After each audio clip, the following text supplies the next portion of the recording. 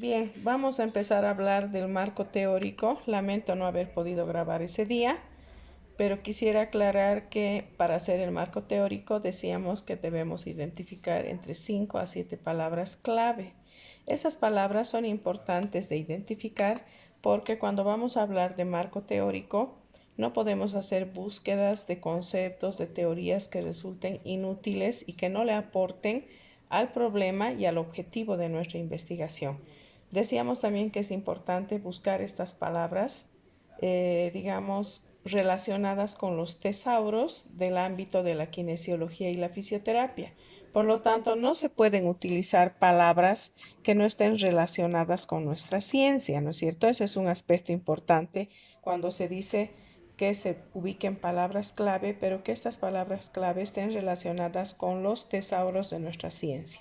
La Organización Mundial de la Salud o la Organización Panamericana de la Salud o, por ejemplo, el colegio o la asociación, la confederación, perdón, internacional o mundial de fisioterapia tiene ya establecidos tesauros. Entonces, ¿qué hay que hacer? Hay que buscar en el Google la palabra tesauros de la kinesiología o tesauros de la fisioterapia. Y por ejemplo, si yo tengo previsto colocar la palabra fisioterapia deportiva, ingreso a esta página y veo ahí si es que existe esta palabra o más bien me sugieren poner, por ejemplo, fisioterapia deportológica. Estoy poniendo un ejemplo que no estoy segura, ¿no es cierto? Pero hay que revisar, es como ejemplo. En el caso del área que me ocupa, digamos en el área del neurodesarrollo, si yo pongo la palabra integración sensorial, posiblemente no haya esa palabra en el ámbito de los tesauros de kinesiología y tenga que buscar en los tesauros del ámbito de la fonoaudiología. Entonces pongo tesauros fonoaudiología. Entonces me saldrá ahí seguramente posibilidades. En el caso me puede salir también dentro de la terapia ocupacional porque la integración sensorial está muy estudiada por la terapia ocupacional. Entonces ese detalle hay que revisarlo en la internet.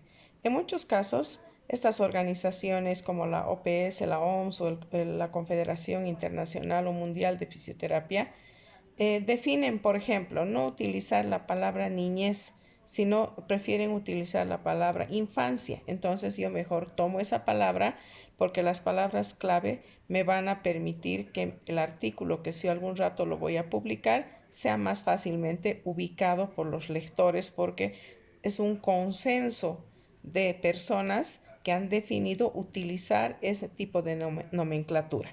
Bueno, una vez que he identificado las 5 a 7 palabras clave, lo que tengo que hacer es elaborar mi marco teórico. El marco teórico no se elabora de un día para otro. Por lo tanto, ¿no es cierto? Lo vamos a hacer en todo el mes de mayo, a lo largo del mes de mayo. Y tampoco se hace el último día de mayo porque esa noche no se puede acopiar tanta información. Por lo tanto, los grupos tienen que irse distribuyendo tareas. El marco teórico, como dice esta definición, es aquella parte que sustenta teóricamente nuestra investigación. ¿Y eso qué quiere decir? Que yo tengo que identificar una teoría, un enfoque, investigaciones que están muy relacionadas con mis antecedentes. En el caso de la fisioterapia deportiva, decíamos, la pliometría no ha de ser igual seguramente que la teoría de los ejercicios core, que es otra teoría completamente distinta. La teoría, por ejemplo, del enfoque Boita no es el mismo que del Bobat, de manera que a eso se le llama marco teórico, a que el autor o los autores asuman una o más teorías para explicar y para trabajar su tema.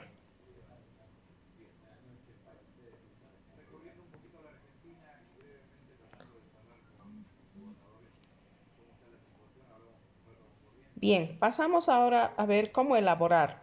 ¿Cómo vamos a elaborar un marco teórico? Ya dentro del problema y el objetivo hemos hablado, ¿no es cierto?, de cierta terminología y hemos revisado literatura que ha hecho parte del estado del arte o de los antecedentes. Entonces, ahora nos toca adoptar una o dos teorías, ¿no? A veces, por ejemplo, Boita y Bobat, pero no demasiados enfoques teóricos, porque si no, realmente me complico demasiado en la revisión de la literatura y a veces escojo teorías contradictorias como cuando hemos revisado el artículo del pie plano. Recordarán, hemos visto que hay tratamientos tradicionales, hay tratamientos conservadores, hay tratamientos quirúrgicos. Entonces yo tengo que extraer un enfoque teórico que voy a tomar de algún autor y sacarle información relevante.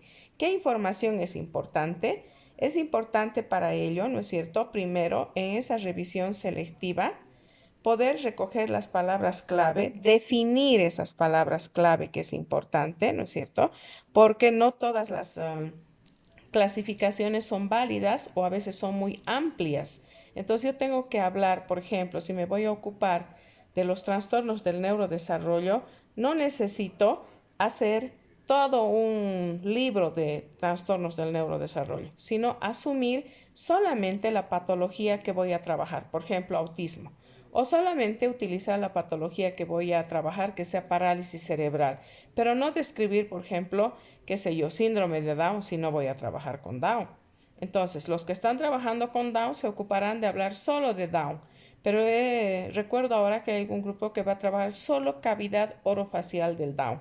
Entonces dirá, el Down es una enfermedad genética o un trastorno más bien del desarrollo de origen genético que tiene, ¿no es cierto?, características de afectación en la hipotonía, en el lenguaje del niño, en la capacidad intelectiva. En esta investigación nos vamos a dedicar a la parte orofacial. Y ya no hablo de lo demás, porque el marco teórico no es juntar información, sino dice ayuda a desarrollar, sobre todo, a profundizar en mi investigación y no a hacer un ensayo sobre todo lo que implica el problema del Down, incluido, por ejemplo, los problemas gastrointestinales que atraviesan estos niños. No puedo colocar eso porque no estoy investigando esa problemática. Entonces, el marco teórico tiene que ser concentrado y enfocado, decíamos, a la cuestión de mi problema y mi objetivo y no la tendencia a abrir demasiado el tema y acabar distrayendo más bien al lector en lugar de focalizarlo en lo que queremos que profundice.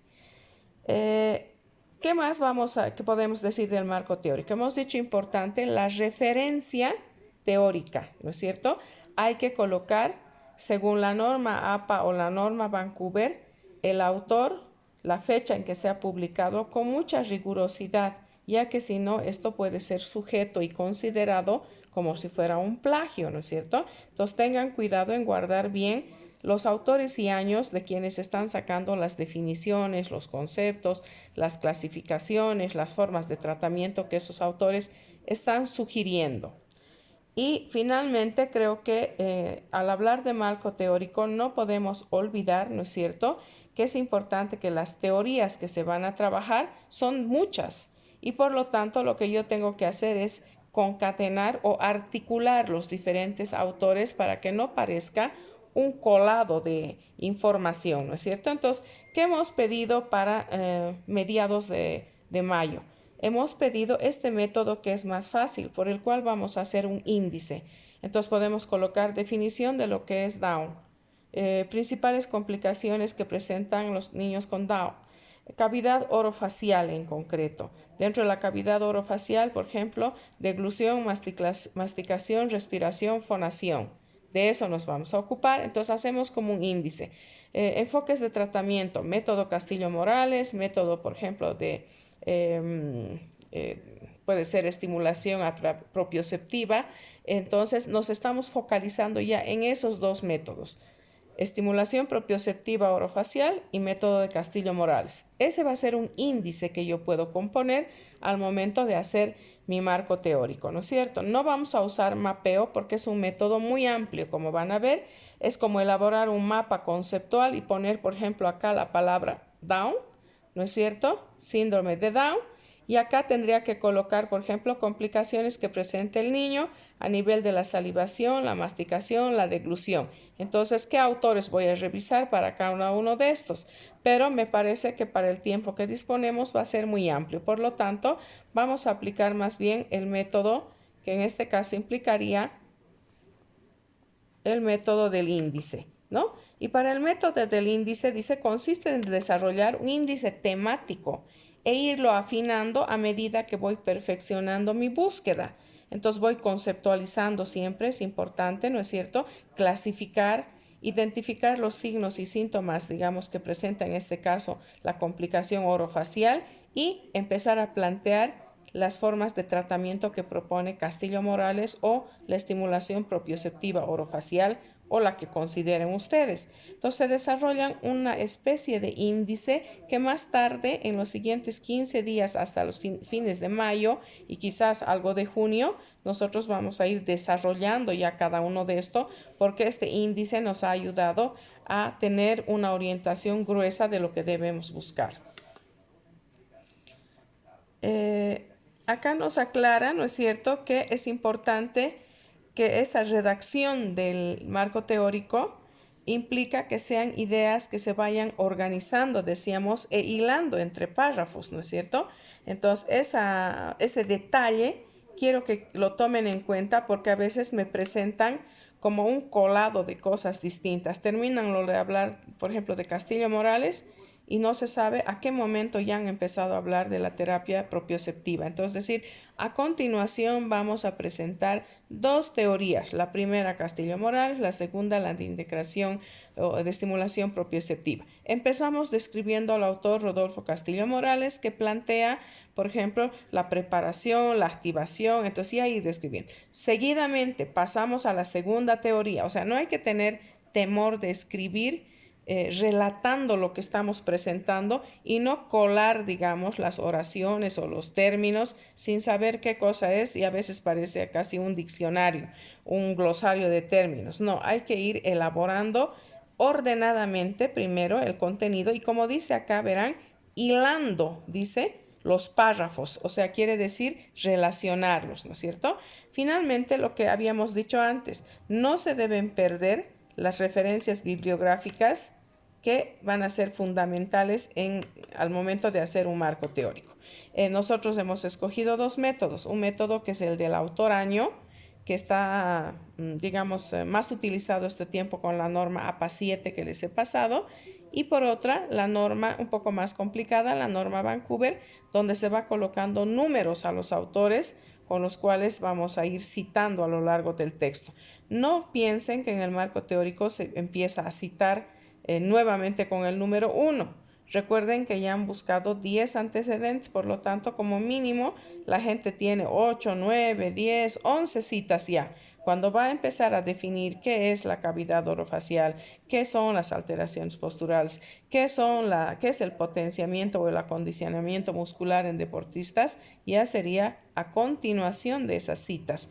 Por lo tanto, tendrían que ser la cita 11, digamos, ¿no? Si han desarrollado 10 citas. No vuelvan a poner número 1, porque en la referencia bibliográfica tiene que estar concatenado, o sea, organizado y unido, si vale el término, desde la primera referencia hasta la última que vayan a citar en toda la elaboración del marco teórico.